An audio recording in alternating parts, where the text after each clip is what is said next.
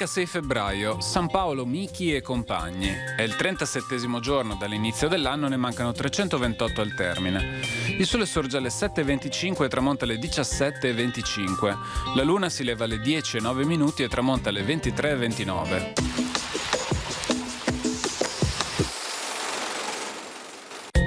Muore il commediografo veneziano Carlo Goldoni. Dopo una vita di estenuanti battaglie combattute e vinte per una sana riforma del teatro italiano, si spegne a Parigi, in miseria, lontano dalla città adorata, Venezia.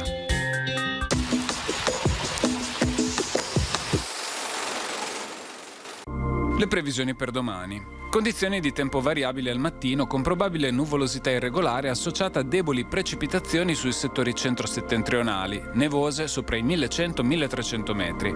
In seguito nuvolosità in diminuzione con tempo stabile e in prevalenza soleggiato, solo a tratti parzialmente nuvoloso per tratti di nubi medio-alte. Sui settori dolomitici di confine potranno insistere annuvolamenti irregolari con qualche precipitazione nevosa, specie sulle creste di confine. Clima ventoso per venti forti, molto forti da nord in quota e raffiche di fön nelle valli e sulla pedemontana, a tratti anche in pianura. Temperature in aumento, specie nei valori massimi, in particolare sui settori meridionali e occidentali della pianura dove saranno superiori alla media del periodo.